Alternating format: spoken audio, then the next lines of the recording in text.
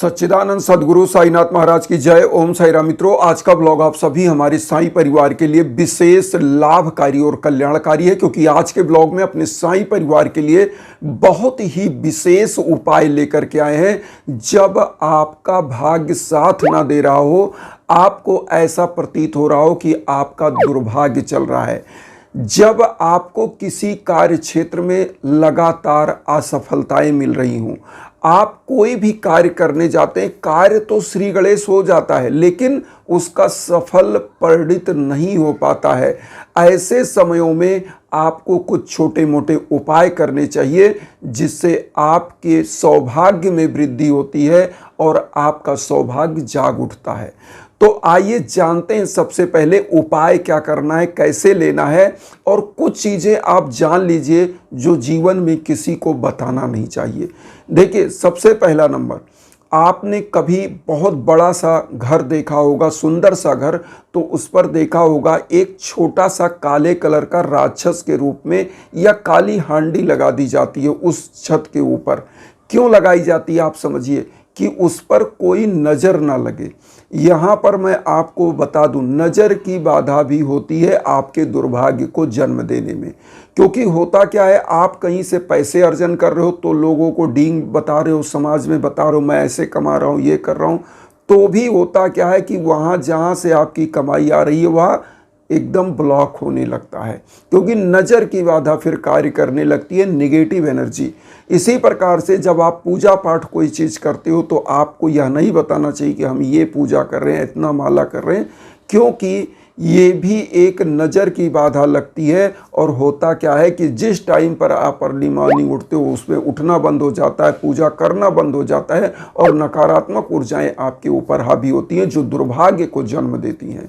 तो यहाँ पर कुछ चीज़ें आपको हमेशा गुप्त रखना चाहिए। आप कौन सा कार्य करने जा रहे हो, क्या नया चीज़ करने जा रहे हो, वह भी किसी को नहीं बताना चाहिए। जब उस कार्य को आप कर लें, आपको सफलता उसमें मिल जाए, तो लोग अपने आप ही जान जाएंगे कि आप क्या करने जा रहे थे।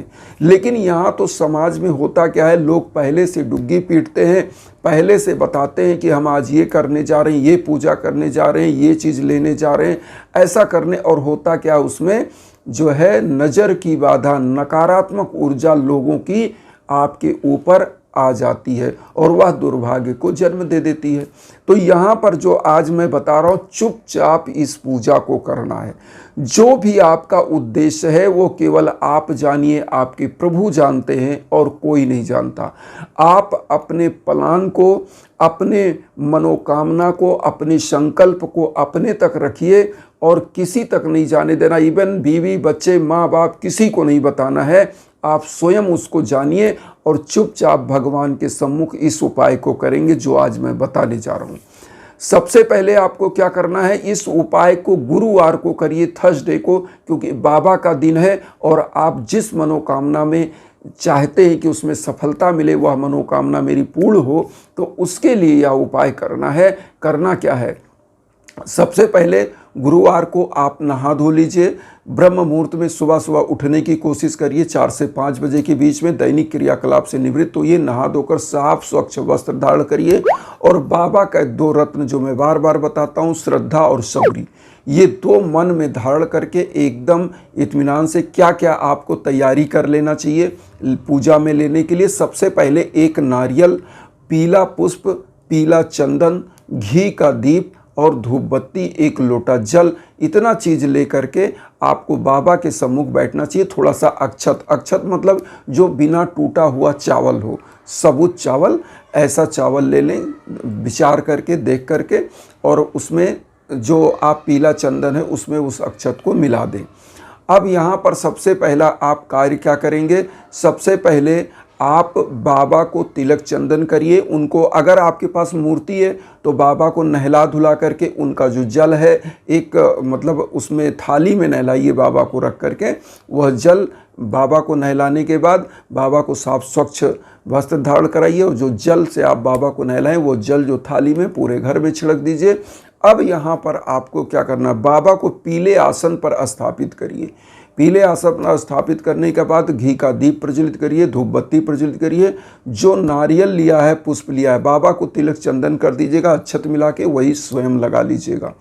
उसके बाद बाबा के सम्मुख क्या करें, नारियल कुछ दक्षिणा बाबा के सम्मुख लेकर के और थोड़ा सा पुष्प, ये 3 चीज़ नारियल, पुष्प, दक्षिणा हाथ में लेकर के बाबा के सम्मुख आपका जो मनोकामना है वह बोलना है कि प्रभु हमें अमुक कार्य में सफलता दिलाइए, या आपके बिजनेस व्यापार में कोई दिक्कत है तो उसको बताइए, प्रभु इसमें हमको लाभ कराइए, या आपको जॉब नहीं मिल रही है, आप कोई भी क्षेत्र में जो भी कार्य करना चाहते हैं, लेकिन कार्य हमेशा ईमानदारी से पूर्ण होना चाहिए। ये नहीं कि किसी के अहित के लिए बाबा की पूजा नहीं करनी चाहिए, क्योंकि वह पूर्ण ही नहीं होता।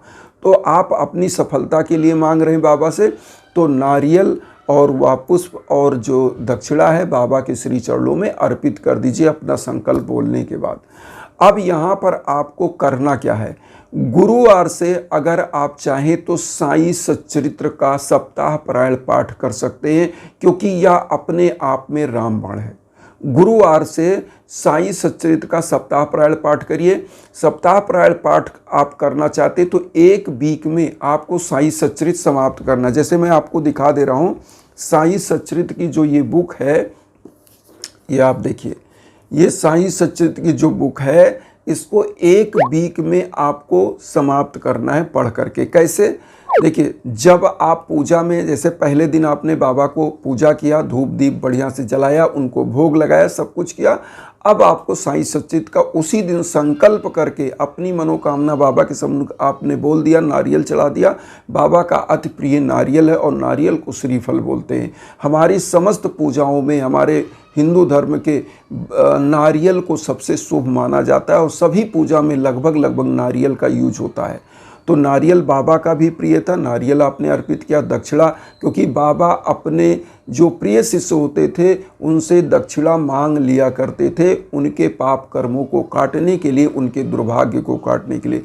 तो दक्षिणा वहाँ पे आपने रख दिया, पीला पुष्प अर्पित कर दिया। अब यहाँ पर साईं सच्चरित्र, साईं सच्चरित्र आपका अध्ययन कैसे करना है, डेली, जैसे गुरुवार से आपने शुरू किया और गुरुवार तक जा कर के 1 हफ्ते में यह समाप्त होगी, 1 वीक के अंदर।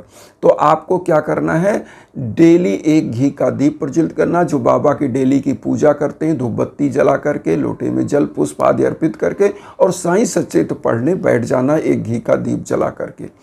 अब यहाँ पर मैं आपको बता दूं, इसमें 7 सप्ताह पारायण विश्राम दिया है। मतलब 1 दिन में जहाँ पहला सप्ताह पारायण विश्राम है वहाँ तक पढ़ना है, फिर द्वितीय सप्ताह पारायण विश्राम तक दूसरे दिन पढ़ना है, तृतीय सप्ताह पारायण विश्राम तक तीसरे दिन, ऐसे 7 दिन का सप्ताह पारायण विश्राम इसमें दिया हुआ है। तो इस प्रकार से आपको इसमें पढ़ना है, मैं आपको दिखा दे रहा हूँ। जैसे देखिए, ये सप्ताह पारायण विश्राम यहाँ पे एंड हुआ है, तो इसलिए ऐसे प्रथम सप्ताह पारायण विश्राम, द्वितीय सप्ताह पारायण विश्राम इसमें लिखा हुआ है, वहाँ तक आपको पढ़ना ही पढ़ना है। जैसे देखिए, अभी मैं दिखा रहा हूँ चतुर्थ सप्ताह पारायण विश्राम, यहाँ देखेंगे आप। तो इस प्रकार से इसमें सप्ताह पारायण विश्राम आपके अध्ययन के लिए, ईजी बनाने के लिए ये किया गया है कि आप 7 दिन में इसको पढ़ पाएँ। अगर आपकी पुरानी एडिशन है कोई, ये हिंदी एडिशन है और नई वर्जन है, तो अगर कोई पुरानी आपके पास जो है एडिशन है जिसमें सप्ताह पारायण विश्राम नहीं दिया है, तो आप अपने अकॉर्डिंग प्रतिदिन का 6 चैप्टर, 7 चैप्टर, आज 8 चैप्टर अपने अकॉर्डिंग आप पढ़ सकते हैं और आराम से आप एंड कर सकते हैं। तो आप अपने अकॉर्डिंग उसको देख करके, सेट करके 1 हफ्ते में बाबा का साईं सच्चित पढ़ करके एंड करिए सप्ताह पारायण। और उसके बाद जिस दिन आपका यह समाप्त हो उस दिन कुछ गरीबों को फल फूल दान दक्षिणा करें, और किसी साईं मंदिर में जाकर के जो दक्षिणा आपने रखा है उस दक्षिणा को आप क्या करेंगे कि उसी साईं मंदिर के दान पेटी में डाल देंगे। और जो आपने नारियल रखा है इसको अपने घर के पूजा कक्ष में रख दीजिए। संकल्प आपका निश्चित रूप से पूरा होगा। और यहाँ पर अब दूसरा उपाय मैं आपको बता दूं, साईं सच्चरित्र तो आपने सप्ताह पारायण विश्राम कर लिया, दूसरा इसी में क्या है, बाबा का कोई एक मंत्र का जप, कोई भी एक मंत्र, ओम साई राम, ओम श्री साई नाथाय नमः, या बाबा का साईं गायत्री महामंत्र, ओम शिरडी वासाय विद्महे सच्चिदानंदाय धीमहि तन्नो साईं प्रचोदयात्, कोई भी एक मंत्र जो आपको ईजी लगे, एक माला जप करिए और जिस विधि से साईं सचित आप पढ़ रहे हैं इसी विधि से आप कोई एक मंत्र भी जप कर सकते हैं। तो चाहे साईं सचित पढ़ें, चाहे सब जो है वो आप एक माला जप करें और इसके साथ एक दीप प्रतिदिन प्रज्वलित करें जब भी आप पूजा करें, शाम सुबह दोनों टाइम। क्योंकि बाबा दीप को अति जो है पवित्र मानते थे और दीप की रोशनी एक ऐसी चीज़ होती है जो नकारात्मक ऊर्जाओं को समाप्त करती है और आपके जीवन के सौभाग्य को उदय करती है।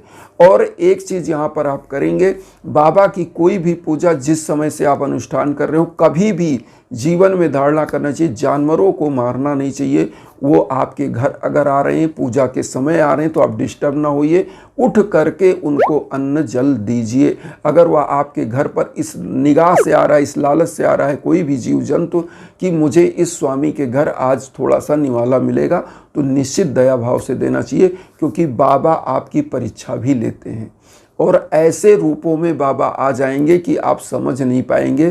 तो इसलिए हमेशा दया भावना, पवित्र भावना आपके अंदर होनी चाहिए। और बाबा के पूजा में सबसे बड़ा फल तो तब मिलता है जब आप गरीबों दीन दुखियों का अन्न का दान कराते हैं। तो ये ज़रूर करिए। आज एक बहुत ही अच्छा न्यूज़ हमको मिला है बहुत अच्छे जगह से, मध्य प्रदेश से। हमारे एक ऐसे ही प्रिय शिष्य थे जिनके लिए हमने यज्ञ याजन हवन किया था, उनके बेटे का जॉब लगा और बहुत बधाई। बहुत ही मल्टीनेशनल, बहुत ही अच्छे कंपनी में उनका जॉब लगा, जिनको अच्छे पैकेज पर उन्होंने मुझे मैसेज किया, बात किया। तो बहुत बहुत बधाई। आप लोग भी चाहते हैं अगर यज्ञ याजन हवन पूजन किसी भी उद्देश्य से कराना, अगर आपके जीवन में कोई कष्ट चल रहा है, संतान प्राप्ति, सफलताएं या बिजनेस व्यापार में घाटा, तो उसके लिए आप हमारे इंस्टाग्राम पर आ सकते हैं। उस पर कांटेक्ट करिए, मैसेज करिए, कॉल करिए। निश्चित रूप से हमारे लायक जो संभव हम करेंगे। इन्हीं भावनाओं के साथ वसुधैव कुटुंबकम की जो भावना हम लेकर चल रहे हैं, उसमें आप सभी लोग चैनल को सब्सक्राइब करके हमें भी परिवार बनाइए। उन साईं भक्तों तक वीडियो को जरूर शेयर करिए जो किन्हीं कारणों से कष्ट में, दुख में। इसी भावना के साथ ओम साईं राम।